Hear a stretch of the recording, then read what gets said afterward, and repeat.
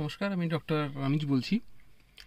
আজকে একটা বিশেষ বিষয়ে কথা বলার আছে, যেটা অ্যাকচুয়ালি একটু আগে কল পেলাম যে একটা বেড়াল সে কন্টিনিউয়াস ব্লিড করছে এবং ব্লাডি পটি স্টুল পাস করছে। তো এই অবস্থায় কী কী করণীয়? প্রথমত দেখতে হবে এই ব্লিডিংটা ঠিক কী কারণে হচ্ছে, কী কারণ। যদি সেটা টিক বা লাইস ইনফেস্টেড হয় তাহলে একরকম ট্রিটমেন্ট হবে, বা হিমোপ্রোটোজোয়া বা প্যারাসাইটাল কোনো ইনফেকশন যদি হয় তাহলে একরকম ট্রিটমেন্ট হবে। বাট এক্ষেত্রে যেটা ব্লাডি পটি হচ্ছে সেটা বন্ধ কীভাবে করব? কারণ উনি বলছেন ডাক্তারবাবুকে দেখিয়েছি, তো আমরা ডাক্তারবাবু কিছু অ্যান্টিবায়োটিক দিয়েছেন তো ইত্যাদি। তো এই অবস্থায় কি শুধু আমাকে আলাদা কোয়াগুল্যান্ট ইউজ করতে হবে যাতে ব্লিডিং না হয় বা পটিতে ব্লিডিং না থাকে বা ব্লিড না করে আর কি?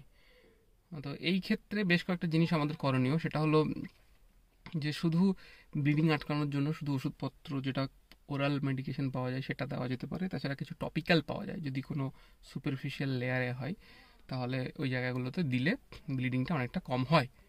তবে এক্ষেত্রে খাওয়ার বেশ কিছু ওষুধ আছে এবং ইনজেক্টেবল কিছু আছে। এবার যদি খুব ছোট্ট বাচ্চা হয়, যেমন এই ক্ষেত্রে কেসে এটা খুব বাচ্চা বেড়াল, মানে কিটেন ফেজের আছে, তো এই অবস্থায় আমরা অনেক ক্ষেত্রে বলে থাকি যে ইনজেক্টেবলস দিলে দেওয়া যেতে পারে। এটা সিভিয়ারিটির উপরে নির্ভর করে, এটা ডাক্তারবাবু ঠিক করবেন যে ঠিক কীভাবে দেওয়া যেতে পারে। তবে কিছু কিছু অপশন আছে, যেমন খাবার ট্যাবলেট এবং খাবার ড্রপ পাওয়া যায়, তো সেগুলো দিলে অনেকটা ব্লিডিং কমে যায়। তাছাড়া কিছু টপিক্যাল অ্যাপ্লিকেশনের জন্য আছে, সেটা দিয়ে আপনি ব্লিডিংটা বন্ধ করতে পারেন। আর হিমোপ্রোটোজোয়া বা এই ধরনের সমস্যাতে যদি ব্লিডিং কন্টিনিউয়াস হতে থাকে তাহলে কিন্তু ভয় পাওয়ার খুব দরকার নেই।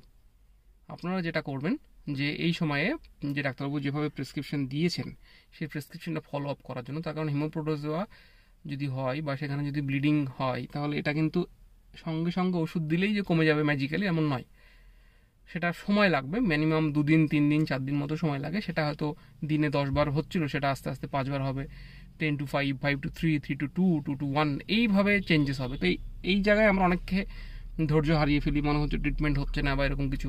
এমন নয় বিষয়টা। এই ধরনের ট্রিটমেন্টে সিগনিফিক্যান্ট রেজাল্ট পেতে গেলে খানিকটা সময় লাগে, এবং সেই সময়টা ডাক্তারবাবু জেনেই কিন্তু আপনাদেরকে গাইড করছেন।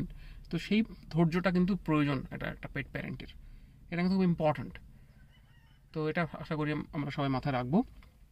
আর সঙ্গে ছিলাম ডক্টর রামিজ মণ্ডল। এই বিষয়ে যদি আপনাদের আরও কোনো বক্তব্য বা কোনো সাজেশনের প্রয়োজন হয়, আপনি আমাদের কমেন্ট বক্সে জানাতে পারেন। নমস্কার।